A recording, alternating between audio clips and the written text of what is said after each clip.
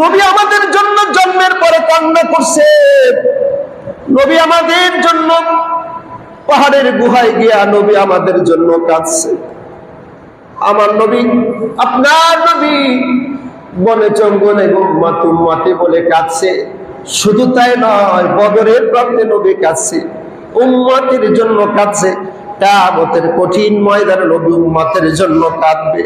সাহাবী একবার পেশাব, ওগো নবীজি, কিয়ামতের কঠিন ময়দানে বড় ভয়াবহ অবস্থা, কেউ কাউকে চিনবে না। আমরা আপনার আদরের উম্মত, আপনি নবীকে ছাড়া তো আমরা কিভাবে ময়দানে মাহশারে থাকবো? আপনাকে কোথায় পাবো গো নবী? আল্লাহ নবী জানায় দেয়, ও সাহাবীরা, আমার উম্মতেরা শোনো, আমি নবীকে কিয়ামতের কঠিন ময়দানে তোমরা তিন জায়গায় পাইবা।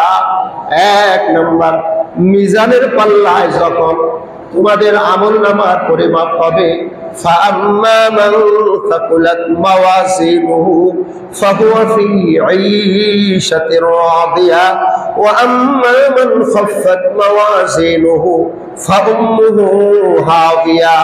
যাদের আমলের পাল্লা ভারী হবে, নেকের পাল্লা ওজন হবে, তাদের জন্য খুশির সংবাদ জান্নাত।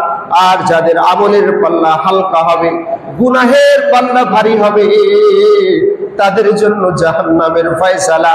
এ সাহাবীরা শোনো, আমি নবী এরকম কিয়ামতের কঠিন ময়দানে মিজানের পাল্লার পাশে থাকবো।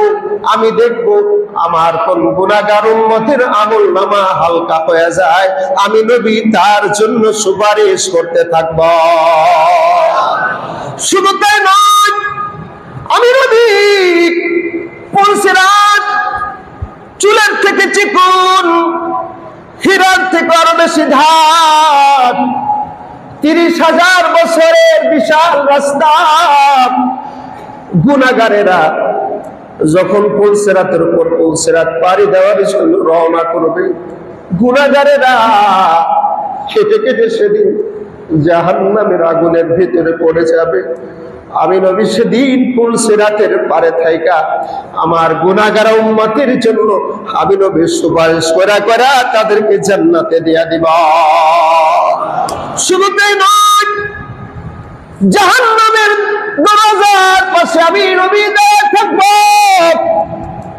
আমার গুনাহগার উম্মত, ওয়াসিকাল্লাযীনা কাফারু ইলা জাহান্নামা যুমারা, গুনাহগার উম্মতদেরকে শৃঙ্খলিতবদ্ধ করে জাহান্নামের দিকে টেনে হেসড়ে হেসড়ে নিবে। আমি নবী সেদিন জাহান্নামের গেটের ভিতর দাঁড়িয়ে দাঁড়িয়ে বলবো, এ ফেরেশতারা, এটা তো আমার উম্মত দেখা যায়। আমি নবী সুপারিশ করছি, আমার গুনাহগার উম্মতকে জাহান্নামে দিও না, তাদেরকে জান্নাতে দিয়া দাও।